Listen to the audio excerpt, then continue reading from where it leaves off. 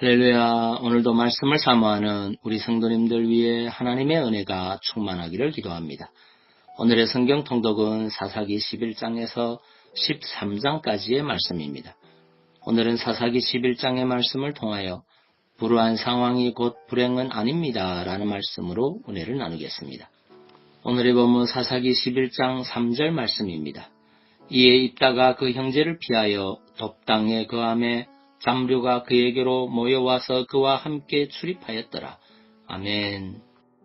사사기 11장은 암몬으로부터 이스라엘을 구원한 사사 입다의 역사를 기록하고 있습니다.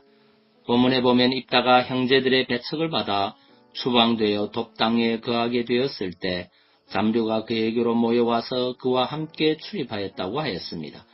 돕당은 길르앗의 북쪽 변방에 있던 수리아의 한 지역으로서 이스라엘의 지경이 아니었습니다. 또 그에게로 모이던 온 잠류란 일정한 거처 없이 떠도는 천한 자들을 가리킵니다. 이는 곧 입다가 동족에게 소외받는 가운데 고국의 땅을 떠나 잠류와 함께 생활하는 불우한 형편에 처했다는 것을 말해줍니다. 사실 입다는 출생 시부터 기생의 아들이라는 것 때문에 끊임없이 다른 사람들로부터 차별과 따돌림을 받아왔음에 분명합니다. 불우한 출생의 배경을 가진 입다는 커서도 고향에서 쫓겨나는 수모와 아픔을 겪어야 했던 것입니다. 어쩌면 입다는 자기의 불행한 출생과 성장 과정 그리고 정처 없는 나그네 신세를 한탄하며 인생을 비관하며 살 수도 있었습니다. 그러나 입다는 그의 불우한 환경으로 인해 좌절하거나 비관하지 않았습니다. 그는 그의 불우한 환경을 극복하였습니다. 그는 돕당에서 자기와 신분이 비슷한 자들과 함께 거하며 그들의 지도자가 되었습니다. 그리고 이 경험이 곧 이스라엘 지도자로 시험을 받는데 좋은 경험이 되었습니다. 이러한 사실이 보여주듯이 불우한 상황이 곧 불행은 아닙니다.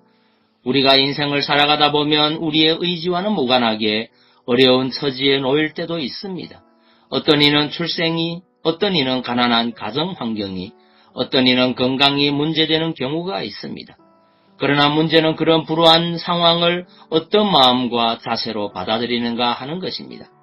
우리 주위에는 불우한 처지를 비관하며 운명론적인 삶을 살아가는 사람이 있는 반면 그런 처지를 극복하여 성공적인 삶을 살아가는 사람도 있습니다.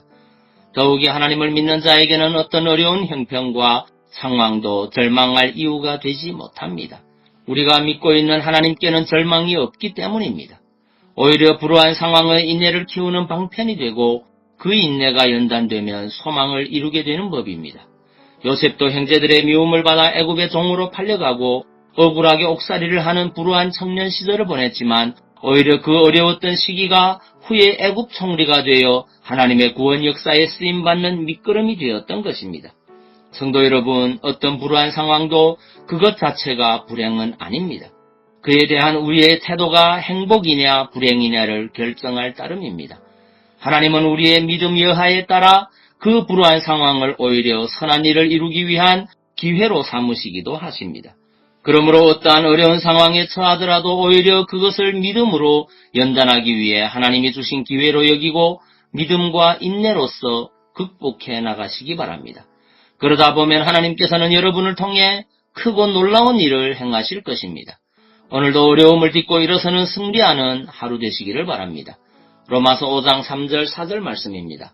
다만 이뿐 아니라 우리가 환난 중에도 즐거워하나니 이는 환난은 인내를, 인내는 연단을, 연단은 소망을 이루는 줄 알미로다.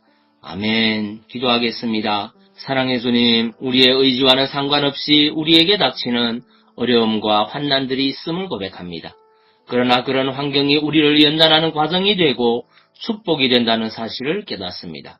언제나 주님 안에서 긍정적인 생각으로 그 모든 어려움을 딛고 일어서는 믿음의 사람이 되게 하옵소서. 오늘 하루도 주님과 함께 승리하는 시간이 되기를 원합니다.